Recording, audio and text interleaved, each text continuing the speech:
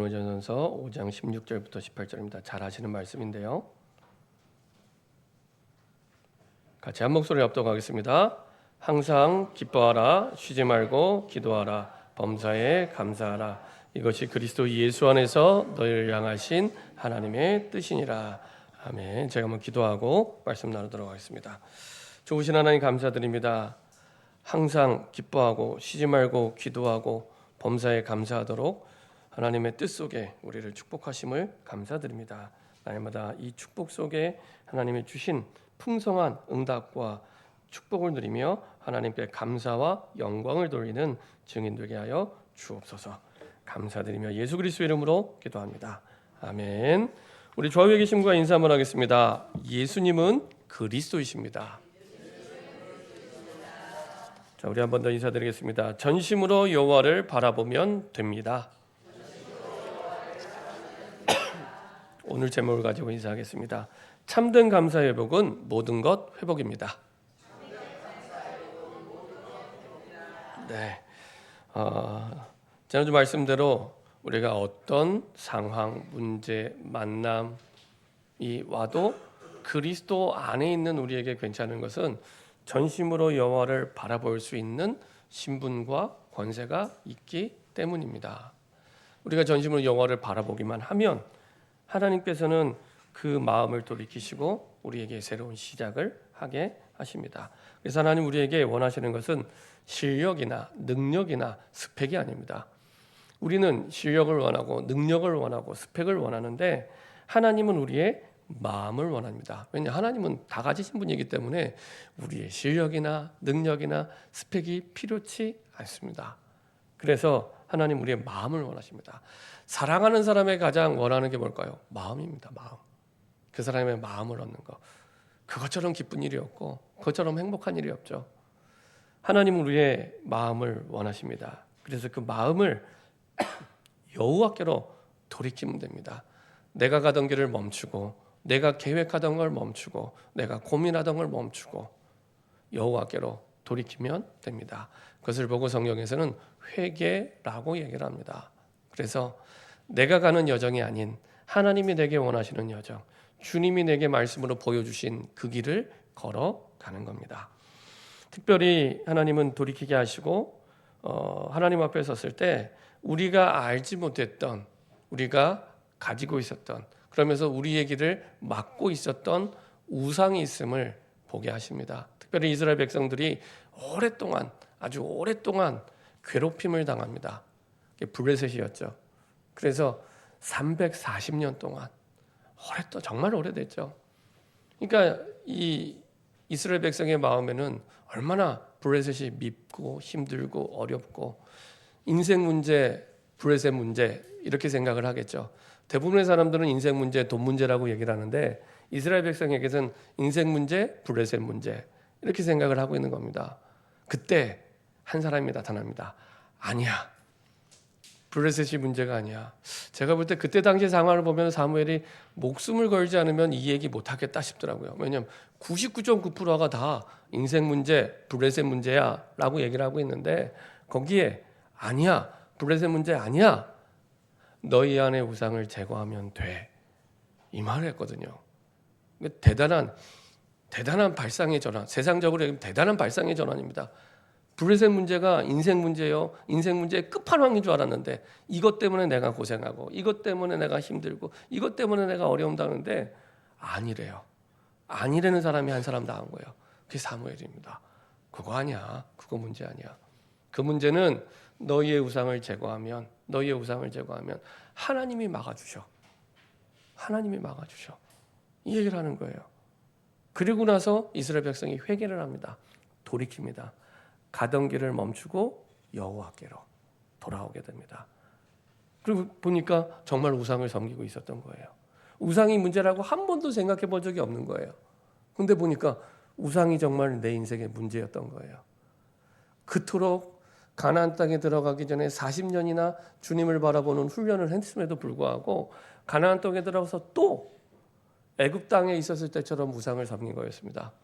그렇게 경고하고 섬기지 말라고 했던 바알, 아스다롯 이게 이미 마음에 있는 거예요. 복음보다 앞선 그것이 있습니다. 하나님보다 앞선 그것이 있습니다. 내 인생의 주인의 자리에서 내가 나를 결정할 때, 판단할 때 기준이 되는 그게 있습니다. 그걸 보고 성경은 우상이라고 얘기를 합니다. 그게 그리스도가 아니면, 하나님이 아니면 그 외의 모든 것은 성경에서 우상이라고 얘기를 합니다. 나는 우상 숭배 안 해라고 얘기지만 내 삶에서 이미 우상 숭배를 계속 결정과 판단과 때로는 삶, 말을 통해서 하고 있는 겁니다. 근데 그것을 발견하게 된 점, 언제 발견했다고요? 하나님 앞에 섰을 때. 더 정확히 말씀드리면 말씀 앞에 섰을 때 분별이 되기 시작합니다. 그 전까지는 전혀 분별이 되지 않습니다. 그렇죠? 하나님 말씀 앞에 섰을 때 그때 분별이 됩니다. 그래서 버리게 되죠. 이게 웬일입니까? 버렸는데 블레셋이 쳐들어와요. 이게 또 우리 상식과 안 맞는 거예요. 이 우상을 버렸으면 이 정도 되면은 안 쳐들어와야지 응답인데 쳐들어오는 거예요. 우리 예수 믿어도 병에 걸릴 때도 있고 예수 믿어도 안 좋은 일 있을 때 있습니다. 우리는 없어야지 응답이라고 생각이 돼요. 근데 성경은 그렇지 않습니다. 블레셋이 쳐들어와요. 근데 대처하는 방법이 달라졌어요.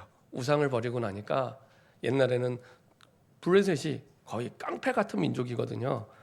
도망을 가든지 아니면 원망을 하든지 지도자를 향해서 원망을 하든지 그랬던 이스라엘 백성들이 도망가지 않아요. 두렵기는 여전히 두렵습니다. 도망가지 않고 그 자리에서 사무엘에게 기도를 요청합니다.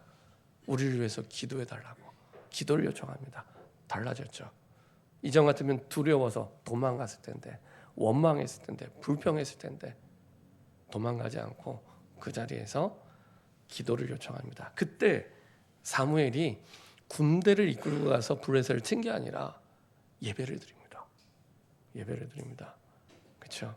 우리는 예배가 매주 드리기 때문에 식상할 수도 있고 별거 아닐까 보지만 모든 저주와 재앙을 끝내고 모든 힘을 얻을 수 있는 가장 축복된 자리가 예배예요. 그래서 그리스도인의 삶은 예배로 시작해서 예배로 끝납니다. 우리 한 주간의 삶이 예배로 시작해서 예배로 끝납니다. 그러니까 하나님이 주신 최고의 축복의 자리입니다. 예배를 드립니다. 군대를 끌고 간 게 아니라 예배를 드립니다. 그것도 그냥 예배가 아니죠.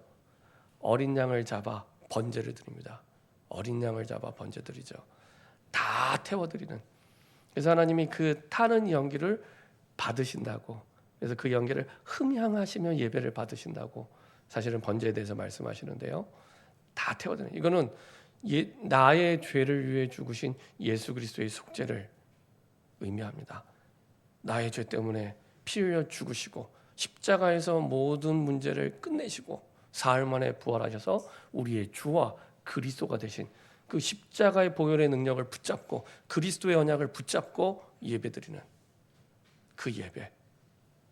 신기한 건, 감사한 건 언제 블레셋을 하나님이 치시느냐? 사무엘이 번제를 드릴 때 성경은 정확히 얘기합니다.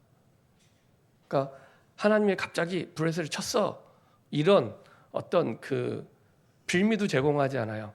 뭐 때문에 블레셋이 망하게 됐는지 이유를 정확하게 성경은 말씀하고 있는 겁니다. 사무엘이 어린 양을 잡아 번제를 드릴 때 그때 하나님이 우레를 바라사 치십니다. 그렇죠? 우리가 아무것도 아니라는 이 예배, 내가 그리스도의 언약을 붙잡고 예배를 드리는 그때 하나님이 우레를 바라사 약속대로 이기게 하십니다. 이기는 정도가 아니죠.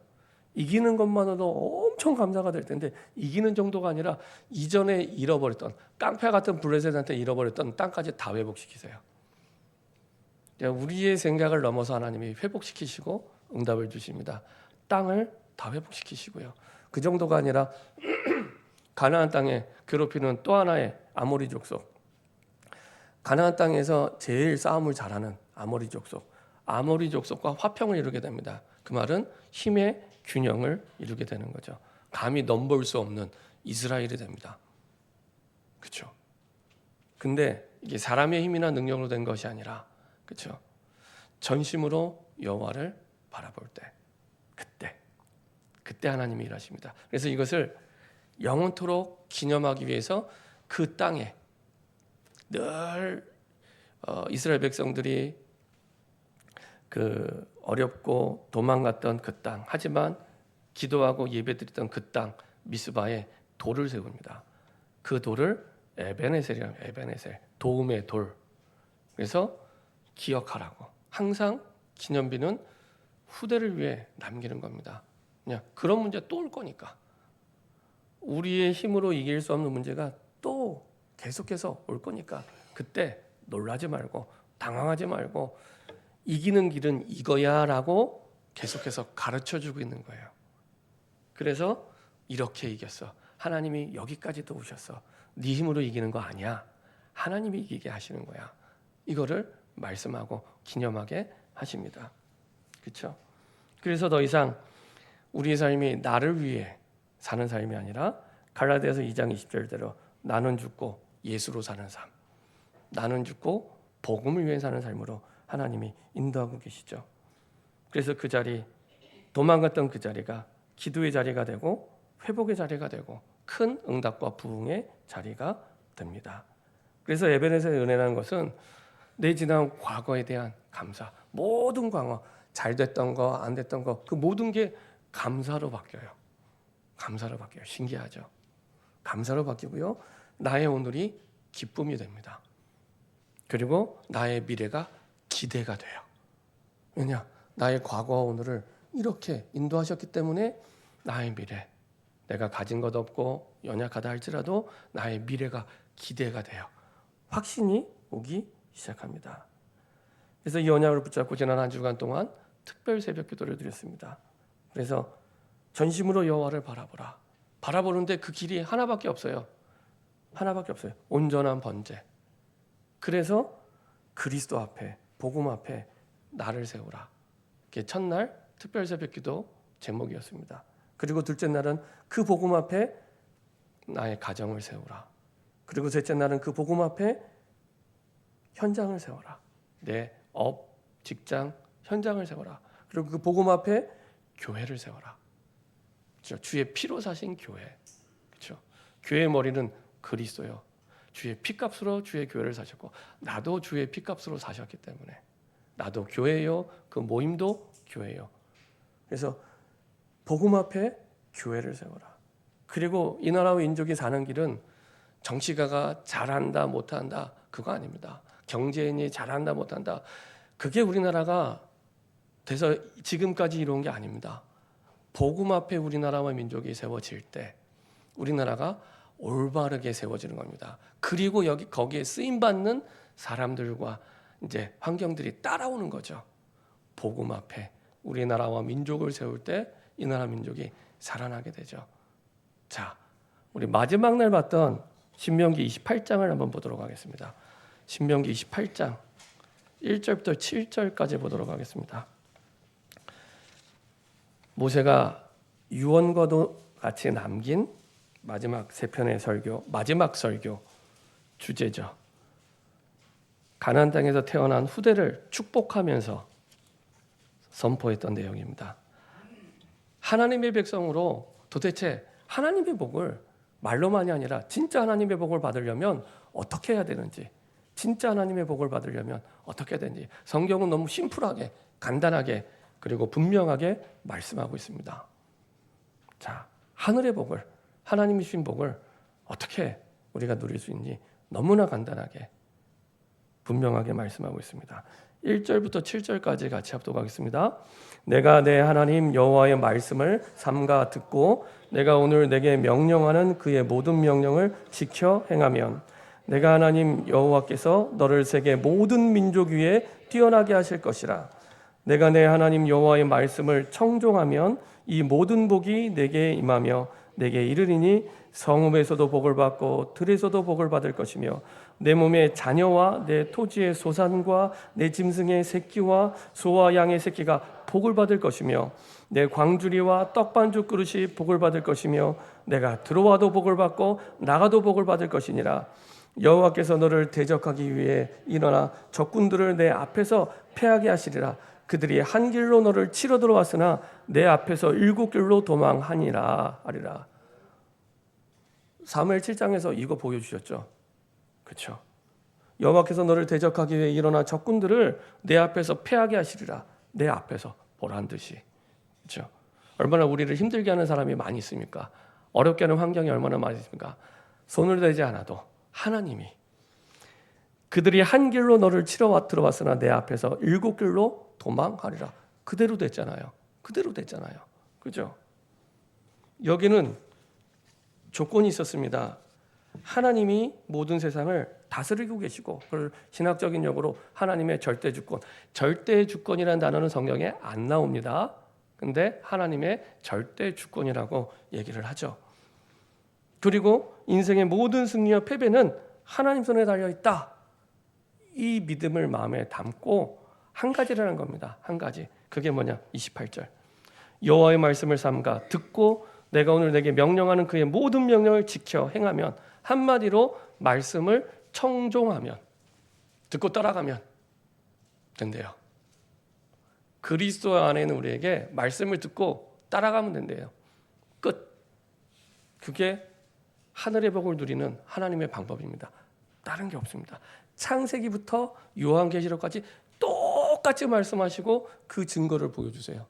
아니, 내가 말씀을 듣고 따라갔는데 나뿐만 아니라 내 자녀가 복을 받고, 나뿐만 아니라 내가 하는 일이 복을 받고, 내가 심지어는 기르는 짐승의 새끼까지 복을 받고, 들어와도 복을 받고 나가도 복을 받고. 왜냐? 내가 복이 됐거든요. 내가 복이 돼. 창세기 12장 2절 3절이 성취가 되는 거예요. 내가 복의 근원. 내가 복의 근원이 되고 내가 복이 되기 때문에 장소와 상관없고 상황과 상관없고 문제와 상관이 없게 됩니다. 내가 복이기 때문에. 아브라함을 복으로 부르셨거든요. 복의 근원으로 부르셨거든요. 영원한 복의 근원은 하나님이십니다. 우리가 성경에서 말하는 복을 얘기할 때는 이 땅의 복을 얘기하지 않습니다. 영원한 복의 근원인 하나님이 우리에게 이 땅에서 복으로 우리의 정체성을 만들어 주신 거예요. 복의 근원이 되도록.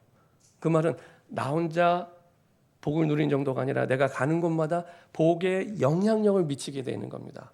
복의 영향력. 내 자녀, 내 가정, 내 직장, 내가 하는 일 다. 요셉이 그랬잖아요. 심지어 불신자 보디발의 밭까지 축복받았잖아요. 그렇죠?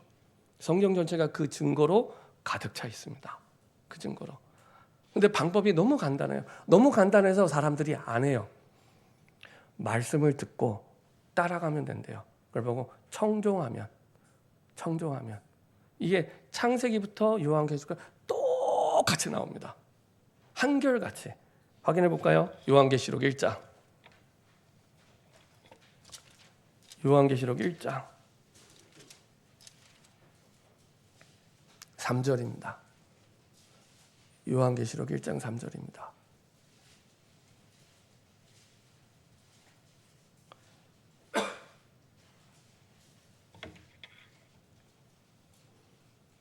같이 한 목소리로 합독하겠습니다. 이 예언의 말씀을 읽는 자와 듣는 자와 그 가운데 기록한 것을 지키는 자는 복이 있나이다.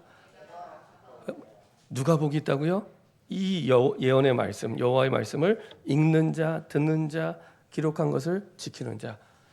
앞서 신명기 28장에 얘기하면은 청종하는 자입니다. 듣고 따라가는 자. 너무 간단하고 너무 반복적으로 얘기하는데 아무도 안 해요. 네. 그래서 조금만 하셔도 하나님이 주는 답들을 누리게 됩니다. 듣고 따라가는 자. 그래서 우리 첫 주에는 지역에 모여서 예배 후에 말씀 포럼을 하는 겁니다. 마지막 주에는 직원별 모여서 또 말씀 포럼 하는 겁니다. 잊지 말라고. 복을 받는 방법은 너무나 간단한데 아무도 안 해요. 거의 안 하기 때문에 조금만 내가 들은 말씀을 붙잡고 내가 가면 하나님이 하나님이 하시는구나. 이거를 보게 하세요. 너무 간단해요. 근데 사단은 이것만 방해합니다. 말씀을 자꾸 잊어버리게 하고 말씀 말고 더 좋은 방법이 있는 것처럼 얘기합니다. 아닙니다. 없습니다. 하나님은 항상 복을 주실 때 말씀을 듣고 따라갈 때 그 응답을 주십니다.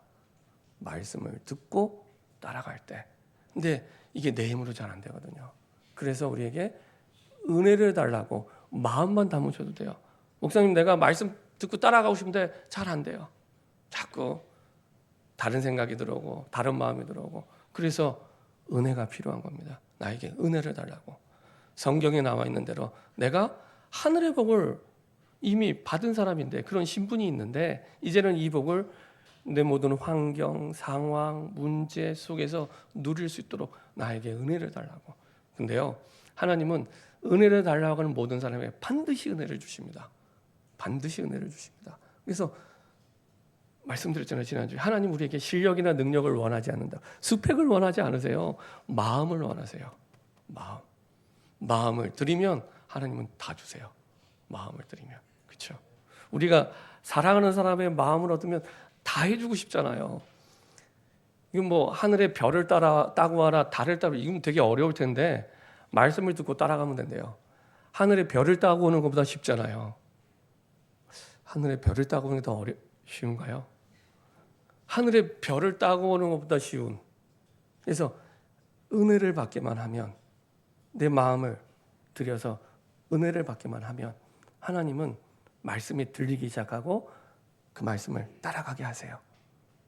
그 사람이 복의 근원의 축복을 가는 곳마다 누리게 되는 거예요. 그 사람이 가는 하늘의 복이 임하게 되는 거예요. 그걸 누가 막겠습니까? 그렇죠? 그 복. 저는 우리 모든 성도님들이 이 복을 누렸으면 좋겠어요. 들어와도 복고 나가도 그냥 복이 아니죠. 오늘 신명기 28장에 보면은 간단한 복이 아닙니다. 주시는 복이 여호와께서 너를 세계 모든 민족 위에 뛰어나게 하시오. 이 정도로 주십니다. 나는 정말 말씀을 듣고 따라갔을 뿐인데 세계 모든 민족 위에 뛰어난, 영어 성경에 보면은요, 그냥 excellent 이렇게 표현되어 있지 않습니다. above all. 모든 것 위에 주시는 복이에요. 그러니까 뛰어난 사람이 있잖아요. 그 뛰어난 거 위에 주시는. 그 뛰어난 사람도 복음으로 살려야 되니까 그런 복을 약속해 주신 겁니다. 뛰어난 사람이 있는데, 세상에 뛰어난 사람이 있는데 그 위에 복을 주시는 거예요. 이 사람도 살려야 되니까. 그렇죠? 그리고 이전에는 내가 복을 따라다녔는데, 어디 가면 내가 복을 얻을 수 없을까? 복을 따라다니는 인생이었는데 복이 따라오는 인생이 됩니다. 복이 나를 따라와요. 그래서 들어가도 복을 받고 나가도 복을 받고. 그렇죠? 그건 따라오는 겁니다. 내가 어디 있든지, 무슨 일을 하든지, 내가 어떤 상황이 있든지, 어떤 문제를 만나든지 복이 따라와요. 근데 하나만 하면 돼요. 청종. 말씀을 듣고 따라가면 돼요. 이게 창세기부터 계시록까지 하늘의 복을 누리는 하나님의 방법입니다. 자, 이 복을 내가 누리게 되면 이제 데살로니가전서 5장 16절, 17절, 18절이 되어지게 돼요. 어떻게 우리가 항상 기뻐합니까? 자, 항상이 힘들까요? 기뻐하는 게 힘들까요? 둘 중에 어느 게 더 힘들까요? 항상 힘들까요? 기뻐하는 게 힘들까요? 항상 힘들죠. 불신자도 가끔은 기뻐합니다. 불신자도 가끔은 기뻐하는데 항상이 안 돼요. 왜 안 되죠? 기쁨에 조건이 달려있기 때문에. 조건. 내가 보기에 기뻐요. 아무리 내 옆집 사람이 좋은 일이 생겼어도 내가 슬프면 안 기뻐요. 내가 좋아야 기쁜 거지. 내가 좋아야 기쁜지. 내가 기뻐야 기쁜 거예요. 그 말은 무슨 말입니까? 반대로 얘기하면 내가 바뀌면 항상 기뻐하게 됩니다. 내가 바뀌면. 그렇죠? 그 말은 기쁨에 기쁘지 않은 그것이 외부 환경에 있다는 게 아닙니다. 아닙니다. 그렇죠? 내가 바뀌면 항상 기뻐하는 게 되어지기 시작합니다. 내가 바뀌어질 때 가능하죠. 내 마음이 맞아야 기뻐하다 보니 세상에서는 불가능하죠. 안 맞는 게 훨씬 많거든요. 그러니까 자꾸 업앤다운이 되는 거예요. 업앤다운. 조금 좋은 일이 막 기뻤다가 또 다운됐다가, 막 기뻤다가 또 다운됐다가. 내가 바뀌어질 가능하죠. 자, 마태복음 13장 44절 한번 보도록 하겠습니다. 마태복음 13장 44절입니다.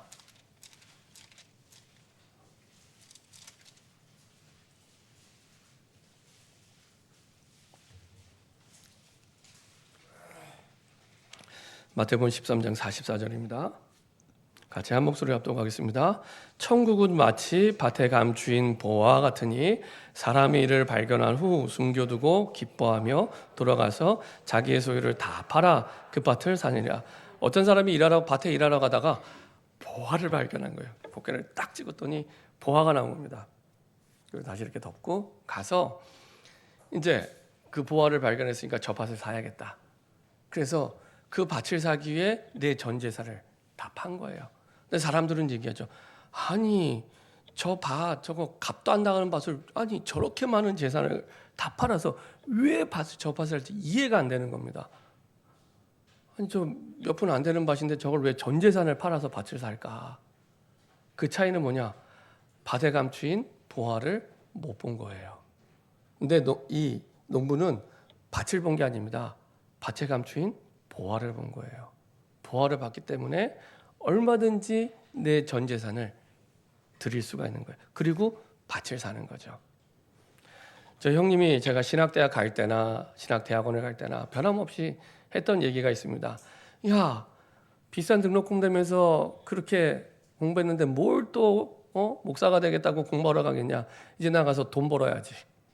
아주 현실적이고 실제적인 얘기를 했죠. 근데 이제 하나님 내게 주신 그 길이었고 복음을 내가 받기 때문에 그 길을 가는 게 기쁜 마음으로 갈 수 있었어요. 그렇죠? 근데 저희 형님은 그걸 못 받기 때문에 그런 말을 할 수밖에 없죠. 세상 사람들 볼 때는 이렇게 주일을 나와서 하루라도 돈 벌고 일을 해야지 예배드리는 게 이해가 안 될 겁니다. 그렇죠? 근데 나중에 뚜껑을 열어보고 한참 지나고 나면은 예배드리는 사람이 승리를 해요. 이상한 계산법이죠. 하나님의 계산법은 그래서 1 더하기 1이 2가 아닙니다. 1 더하기 1이 2가 아닙니다.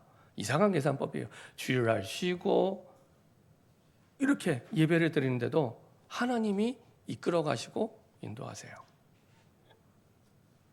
그래서 하나님은 내가 바뀌면 되는데 우리의 눈을 바꿔주십니다. 우리의 눈. 세상의 기준의 눈으로 살아가던 우리를 하늘의 눈으로, 하늘이 표준이 되도록 기준과 표준을 바꿔주세요. 하나님 나라의 기준으로 살아가도록, 우리가 가야 될 하나님 나라의 표준으로 살아가도록. 그래서 비록 우리가 영원한 하나님 나라에 아직 안 갔지만 이 땅에 살면서도 하나님의 나라를 누리도록, 하나님의 나라를 누리도록 그 기준과 표준을 바꿔주세요. 이게 영혼에 대한 표준이죠. 이거는 하나님의 약속을 신뢰할 때만 가능한 일입니다. 하나님의 나라에 대한 소망이 있을 때만 가능한 일입니다. 이건 역시 우리 힘으로 할 수 없기 때문에 하나님의 은혜가 임하도록, 하나님 내 눈이, 내 생각이 세상의 표준과 기준이 아니라 하나님의 나라가 하나님이 표준과 기준이 될 수 있도록 그때부터 바뀌어지기 시작합니다. 그렇죠? 우리가 기쁨이라는 헬라어가요 카라라고 합니다. 카라. 옛날에 그 무슨 댄스 그룹 이름도 카라가 있던데 이걸 알고 지었는지는 모르겠지만 원래 그 기쁨이라는 헬라어가 카라입니다. 카라. 그리고 그 하나님의 은혜할 때 은혜 있잖아요. 오늘 우리 찬양에 은혜를 부는 그 은혜가 헬라어로 카리스입니다. 카리스. 그 이집트의 카이로라고 있잖아요. 카이로. 카이로의 뜻이 뭘까요? 카이로의 뜻. 예, 제가 드린 말씀과 연관이 돼 있겠죠. 기쁨의 도시란 뜻입니다. 기쁨의 도시. 우리 보통 로스앤젤레스 하면은 천사의 도시라고 얘기하잖아요. 뜻이 천사의 도시. 미국역에도 천사의 도시가 있지만, 예, 로스앤젤레스가 천사의 도시라고 하잖아요. 그 글자의 뜻이 천사의 도시라는 뜻입니다. 예, 카리스는 은혜란 뜻이고 카라는 기쁨인데 같은 어원에서 나왔어요. 그 말은 카리스가 임할 때 카라가 되는 겁니다. 하나님의 은혜가 임할 때 진짜 기쁨이 나오게 됩니다. 내 상황은 기쁠 수가 없는데, 내 상황은 기쁠 수가 없는데 하나님의 은혜로 말미암아 기쁘게 되는 거예요. 그리고 보니까 내 눈과 기준이 바뀌는 거죠. 아, 내가 기쁘다 슬프다 했던 그 기쁨과 슬픔의 기준이 세상의 기준과 표준을 따라가고 있었구나. 그게 하나님 나라 기준으로 바뀌게 되는, 그때 내 삶의 현장에서 하나님의 나라를 누리게 됩니다. 자, 두 번째로 우리가 정말로 전심으로 여호와를 바라볼 때 하나님은 그 응답을 주시는데 쉬지 말고 기도하라. 그러면 이거는 계속해서 기도하란 말인가? 그럼 저도 설교하지 말고 기도해야 돼요. 설교하지 말고 계속 쉬지 말고 기도하라 했으니까. 근데 그 말이 아니죠. 기도는 마음으로 하는 영적 교제요. 항상 하나님을 내가 내 앞에 인식하고 살아가는 겁니다. 내가 집에 있든지 교회에 있든지 직장에 있든지 하나님이 내 앞에 계심을 인식하고 교제하는 거죠. 영적 호흡입니다. 그래서 우리가 답답한 일이 생길 때 막 가슴이 막 답답하잖아요. 이거는 이제 영적 호흡이 안 되는 겁니다. 영적 호흡. 이제 지금 호흡곤란이 온 겁니다. 호흡곤란. 기도가 이미 오래전부터 안 되고 계실 거예요. 답답한 일이 생겨서 답답할 때 잘 생각해 보시면 이미 하나님과의 그 깊은 기도가 안 되고 있을 거예요. 제가 그렇더라고요. 막 답답한 일이 생겨서 답답할 때 제 자신을 돌아볼 때 느꼈던 것은 이게 문제다, 문제 아니다 이전에 그걸 해결할 수 있는 길은 하나님밖에 없는데 이미 답답할 만큼 영적인 호흡이 안 되고 있었어요. 그래서 기도할 때 트이게 되죠. 내 마음이 트이게 되고 내 삶이 트이게 되고 하나님이 주신 답을 확인하게 되니까. 특별히 에베소서 6장 18절에 보면 기도에 대해서 성경 구절 하나지만은 굉장히 잘 나타내고 있습니다. 성경 구절은 하나인데 그 안에 기도가 5번 나와요. 5번. 에베소서 6장 18절에 보면은 그래서 18절에 이렇게 말씀하고 있습니다. 모든 기도와 간구를 하되 항상 성령 안에서 기도하고 이를 위하여 깨어 구하기를 항상 힘쓰며 여러 성도를 위하여 구하라. 기도가 5번 나와요. 근데 여기에 키는 뭐냐면 성령 안에서. 항상 성령 안에서. 항상 성령 안에서. 우리 기도 제목 가운데 가장 중요한 기도 제목이 성령의 충만함을 달라고. 성삼위 하나님의 영의 충만함을 달라고. 이거거든요. 성령 안에서. 성령이 하는 역할이 뭡니까? 연결하는 역할을 합니다. 연결하는 역할. 그래서 사단의 역사는 4분 5율 되게 만들고요. 성령의 역사는 하나 되게 만듭니다. 원래 바벨탑이라는 그 바벨도요.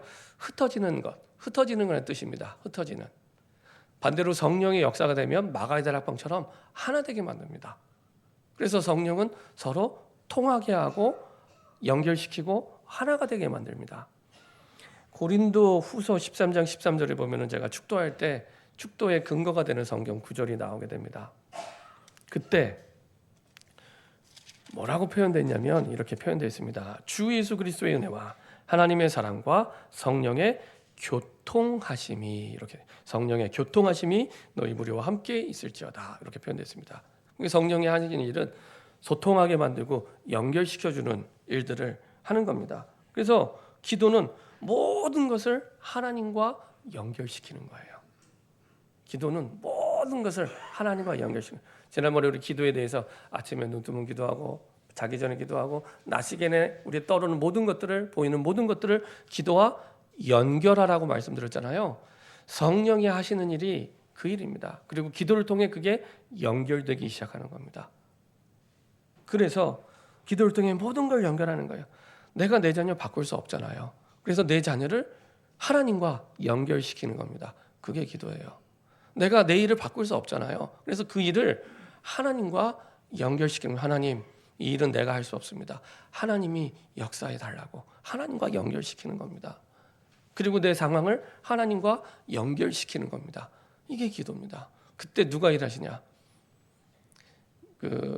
어떤 신학자가 얘기했던 대로 내가 기도하지 않으면 내가 일하지만 기도하면 그때부터 하나님이 일하시기 시작합니다. 하나님이 연결되어 있으니까요. 그렇죠? 그래서 모든 것들을 기도와 연결시키는 겁니다. 쉬지 말고 기도하라. 그렇죠? 누가복음 18장 1절부터 8절에 보면은 잘 아시는 것처럼 아주 천하의 불의한 재판장 그리고 가장 긍휼함을 입어야 될 과부가 나옵니다.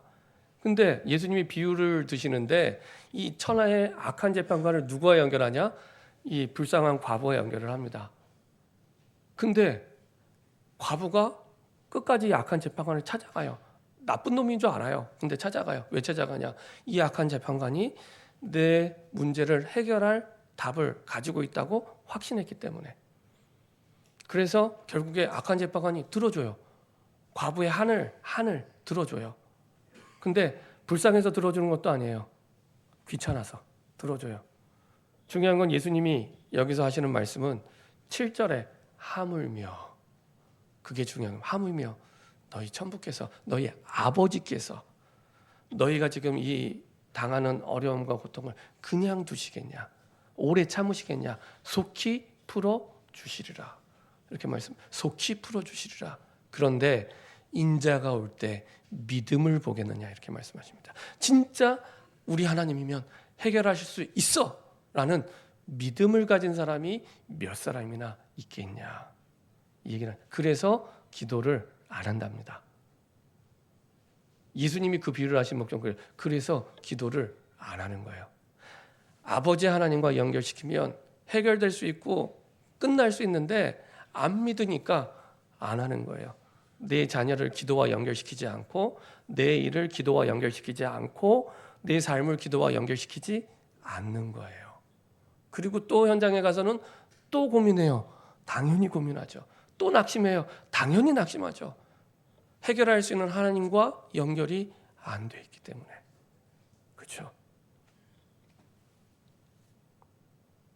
그래서 하나님과 연결되면 안 풀릴 문제가 있냐? 없다는 겁니다. 그래서 하나님과 연결시켜라. 하나님과. 자, 항상 기뻐하라, 쉬지 말고 기도하라가 되면 3번이 따라와요. 범사에, 모든 일에 감사하게 됩니다. 여기에는 하나님께서 모든 주권을 가지고 행하신다는 믿음이 있는 거고요. 그래서 하나님이 주권을 가지고 행하시기 때문에 주인의 자리에서 내가 없을수록 좋아요. 하나님을 향한 신뢰가 있는 만큼 감사하게 되고요. 여기는 하나님의 섭리에 대한 믿음이 있는 겁니다. 내가 만나는 만남, 사람, 일들, 이런 상황들이 이해 안 되고 납득이 안 되고 공감이 안 되는데 미래에 이루실 하나님의 뜻을 믿기 때문에 그걸 보고 하나님의 섭리라고 얘기를 합니다. 그렇죠? 그래서 데살로니가전서 5장 18절에 범사에 감사라, 이것이 그리스도 예수 안에서 너희를 향하신 하나님의 뜻이니라, 이렇게 말씀하십니다. 성경에 많은 예가 있지만 그 중에 한 예를 들면은 회당장 소수대네가 있습니다. 소수대네. 사도행전 18장 6절부터 17절에 보면은 바울이 고린도 가서 복음을 전하고 전도하는데 너무 고생을 많이 했어요. 너무 힘든 일이 많았던 겁니다. 이 고린도에서 전도가. 근데 에베소 전도 이전에 가장 오랫동안 머문 곳이 고린도에서의 전도입니다. 근데 이 고린도 지역은 그럴 수밖에 없는 게 지역 자체가요, 그 대충 타락한 도시가 아니고요. 고린도는 역사상 가장 타락한 도성이에요. 많은 신학자들이 얘기하기를 역사상 가장 타락한 도시가 이 고린도다 얘기할 만큼. 그러니까 얼마나 우상숭배를 많이 했으면은 우상숭배에서 나온 고기가 차고 넘쳐서 시장에 나가서 팔았어요. 그래서 이제 고린도전서에 뭐 먹어야 되냐 말아야 되냐 이 얘기가 그래서 나온 겁니다. 우상에게 바쳐진 음식인데 이거 먹어야 되냐 말아야 되냐. 그만큼 너무 많이 타락한 도시. 근데 아이러니하게도요, 바울의 제자 가운데 가장 충성스러운 제자 브리스길라 아굴라를 거기서 찾습니다. 신기하죠. 그리고 이제 찾고 나서 바울은 떠나려고 했는데 하나님은 계속 머물게 하세요. 그곳에서 회당장을 만나게 하십니다. 그리스보 회당장을 만나게 하시는데 회당에 복음 전하다가 또 쫓겨나세요. 두들겨 맞고 먼지 뒤집어 씌우고 심지어 나중에는 새로운 갈리오 총독한테 데리고 가요. 심판받고 감옥에 가서 죽이려고 이 바울을 데리고 가요. 그때 데리고 갔던 인물이 누구냐? 소수대네. 바울을 데려갔던 인물이. 바울이 얼마나 치가 떨리고 화가 났던지 뭐라고 얘기하냐?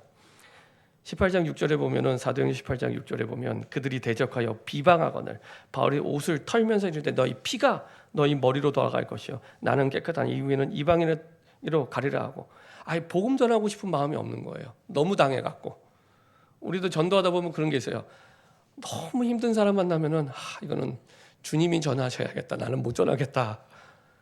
그리고 너무 착하고 좋은 사람 만나면 이 사람은 꼭 복음 받았으면 좋겠는데 그러거든요. 바울이 너무 심하게 당한 거예요. 고린도에서.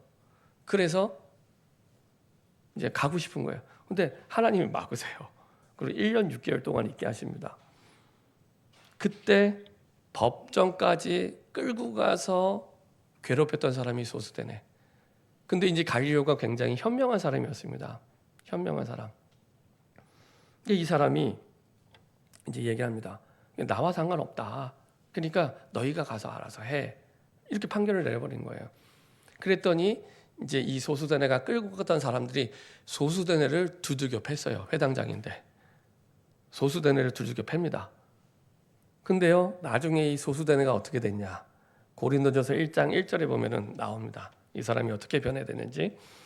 1장 1절에 보면은 하나님의 뜻을 따라 그리스도 예수의 사도로 부르심을 받은 바울과 형제 소수대뇌는 이렇게 나옵니다. 성경에서 보통 형제라고 나오잖아. 형제, 자매. 요거는 두 가지 의미가 있습니다. 정말로 예수님을 영접한 하나님의 자녀, 그리고 그 하나님의 자녀가 하나님의 뜻으로 함께 언약의 여정을 가는 그 사람들을 형제, 자매라고 얘기를 합니다. 다시 말하면 소수대뇌가 그 뒤로 예수님을 영접했어요. 그리고 하나님의 자녀가 됩니다. 그리고 바울이 형제라고 소개할 만큼 변화됐어요. 그 정도가 아니라 나중에 고린도 교회의 네 번째 담임 목사님이 됩니다. 이 소수대뇌가. 그렇죠? 근데 처음 바울이 소수대뇌를 만났을 때는 전혀 그런 생각을 못했겠죠. 그걸 보고 하나님의 섭리라고 얘기합니다. 현재는 내가 이해도 안 되고 납득도 안 되고 공감이 안 되는데 미래에 이루실 하나님의 뜻이 있기 때문에 그 뜻을 두고 따라갈 때 하나님께서는 하나님의 방법으로 인도하시고 역사하십니다. 그래서 내가 그 뜻을 붙잡고 감사할 때 환경이 바뀌기 시작하고요. 바뀌었잖아요. 소수대뇌가 영접하고 하나님의 자녀가 되고 하나님의 뜻을 따라가는 사람이 되고 목사가 됩니다. 그리고 생명의 능력과 역사가 나타납니다. 결론입니다. 항상 기뻐하라, 쉬지 말고 기도하라, 범사에 감사하라. 하나님의 은혜가 없이는 될 수 없습니다. 반대로 얘기하면 완전 복음의 사람 이런 건 없겠지만 가장 복음의 사람이 누구냐? 그 사람이 가장 매력적인 사람인데요. 가장 복음의 사람을 얘기할 때 이것을 얘기합니다. 항상 기뻐하라, 쉬지 말고 기도하라, 범사에 감사하라. 그것은 모든 것이 합력하여 선을 이루게 하시는 하나님을 믿는 믿음 안에서 이루어지게 됩니다. 그래서요, 나에게 질문하시면 됩니다. 대단하고 특별한 게 필요치 않습니다. 내가 진짜 하나님의 자녀 맞습니까? 이거 질문해 보세요. 하나님의 자녀 맞습니까? 그러면 이 모든 축복을 누릴 자격이 있는 겁니다. 신분이 있는 겁니다. 그렇죠?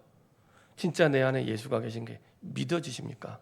고린도전서 12장 3절 보니까요. 누구나 예수 믿을 수 있지만 아무나 주라 시인할 수 없습니다. 내가 지금 예수를 주라 시인할 수 있다면 그 사람은 하나님의 자녀가 맞습니다. 그리고 그 자녀에게는 항상 하나님의 뜻이 있습니다. 하나님의 뜻. 데살로니가전서를 읽어보면 하나님의 뜻이 2번 나옵니다. 2번. 4장에도 한 번 나오는데요. 그때는 하나님의 뜻대로 거룩함을 입으라 라고 이렇게 나옵니다. 하나님의 뜻은 이것이니 너희의 거룩함이라 이렇게 나옵니다. 거룩이란 말은 구별된다는 얘기입니다. 구별된다는 얘기입니다. 구별. 뭐가 구별되냐? 항상 기뻐하라, 쉬지 말고 기도하라, 범사에 감사하라. 이게 구별이 되는 겁니다. 이게 우리를 향하신 하나님의 자녀를 향하신 하나님의 뜻이죠. 누가복음 17장에 보면은 10명의 나병 환자가 나오는데 10명이 나병 환자가 이제 나병이 나요. 근데 한 사람만 돌아와서 예수님께 감사를 표현합니다. 한 사람만. 예수님의 말을 믿고 제사장한테 가서 보이라 했더니 가는데 한 명이 나아진 것을 보고 돌아와요. 근데 이 사람이 하필이면 사마리아인이에요. 유대인들에게는 이거는 있을 수 없는 생각입니다. 아니 어떻게 사마리아인이니? 사마리아는 그 당시 유대인들이 이게 짐승처럼 보는 민족이었거든요. 혼혈. 근데 그 사마리아인만 돌아와서 감사를 표하게 됩니다. 그 말은 우리가 감사할 수 없는 조건과 상황 사람일지라도 진짜 하나님의 은혜를 받게 되면 감사하게 되고요. 뿐만 아니라 10명 중에 1명만 믿게 됐잖아요. 우리 모든 크리스찬 가운데 내가 지금 내 만남과 가정과 현장과 삶을 두고 상황을 두고 감사할 수 있다. 그 사람은요 이미 상위 10% 안에 드는 크리스찬입니다. 상위 10%. 예, 모든 사람이 다 감사할 것 같지만 그렇지 않습니다. 그렇죠? 감사만 해도 내 주어진 환경, 상황, 가족, 그 다음에 직장에서의 만남 모든 걸 두고 감사만 해도 그 사람의 믿음은 상위 10%의 믿음입니다. 저와 여러분들이 정말로 하나님이 주신 이 말씀을 따라가며 순종하는 말미암아 항상 기뻐하고 쉬지 말고 기도하고 범사에 감사하는 복음의 사람으로 하나님께 항상 감사하는 그 증인으로 정말 모든 것이 회복되는 그 축복의 주역으로 하나님께 영광 돌리기 바랍니다. 기도하겠습니다. 주님 감사드립니다. 참된 감사의 회복은 모든 것의 회복인데 하나님 모든 것을 합력하여 선을 이루시게 하시는 하나님이 우리 아버지요 그 하나님의 자녀임을 믿을 때 하나님이 하시는 것을 보게 허락하여 주시옵소서. 그 응답 속에 하나님 인도하여 주시옵소서. 우리 시간에 합심해서 한번 기도하겠습니다. 우리 오늘 나눌 말씀 붙잡고 기도하겠는데요. 하나님 내가 감사할 수 없는 상황과 환경 속에서도 만남 속에서도 감사가 회복되게 하시고 그 속에서 모든 것 회복시키는 응답 속으로 들어가게 해 주시옵소서. 주신 말씀 붙잡고 통성으로 같이 합심해서 기도하겠습니다. 전능하신 하나님 감사드립니다. 하나님의 은혜 속에 부르시고 인도하심을 감사드립니다. 우리가 전심으로 여호와를 바라볼 때 아버지 하나님 주신 언약을 붙잡고 그 말씀을 청종할 때 복음 앞에 나를 세우고 우리의 가정을 세우고 현장을 세우고 교회를 세우고 나와 민족을 세울 때 하나님께서는 항상 기뻐하게 하시고 쉬지 말고 기도하게 하시고 범사의 감사의 축복 속에 있게 하심을 감사드립니다. 아버지 하나님 우리의 눈을 받고 하나님 나라의 기준이 되게 하시고 하나님 나라의 표준이 되게 하여 주옵소서. 하나님의 은혜가 임할 때 참된 기쁨을 깨닫게 되고 누리게 되는데 그 응답의 주역이 되게 하여 주옵소서.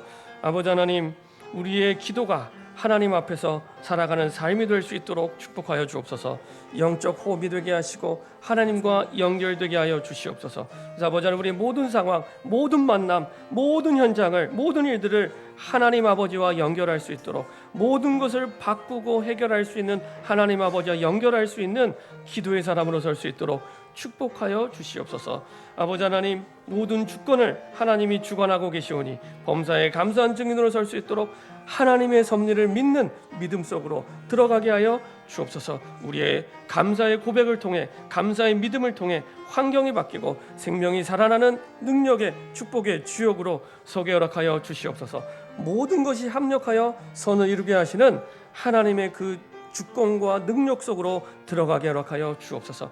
하나님의 자녀로 부르심을 감사드립니다. 하나님의 뜻을 붙잡고 살아가게 하여 주옵소서. 참된 감사의 고백을 통해 전심으로 여호와께 영광 돌리는 응답의 증인 되게 하여 주옵소서. 주님 감사드립니다. 우리 모든 드려진 예물이 참된 감사가 회복이 되는 증거의 예물이 되게 하여 주옵소서. 그래서 항상 기뻐하고 쉬지 말고 기도하고 범사에 감사한 그 응답의 증인으로 서게 허락하여 주옵소서. 모든 것을 합력하여 선을 이루게 하시는 하나님을 신뢰하며 하나님의 주권을 의지하여 하나님의 뜻을 이루는 하나님의 섭리의 주역이 되게 하여 주옵소서. 이제는 우리 주 예수 그리스도의 은혜와 하나님 아버지의 그 크신 사랑과 성령의 내주인도 역사 교통하심이 전심으로 여호와를 바라보며 복음 앞에 나와 모든 것을 세우고 항상 기뻐하고 쉬지 말고 기도하고 범사에 감사한 그 주역의 응답의 증인으로 쓰임받기 원하고 모든 것이 합력하여 선을 이루는 그 응답 속에 주역으로 서기 원하는 모든 하나님의 백성들의 삶 속에 생각 속에 마음 속에 그리고 우리의 후대 속에 인터넷에서 함께 예배드리는 모든 현장 속에 우리 모든 선교 현장 속에 영원토록 항상 함께 계실지어다. 아멘.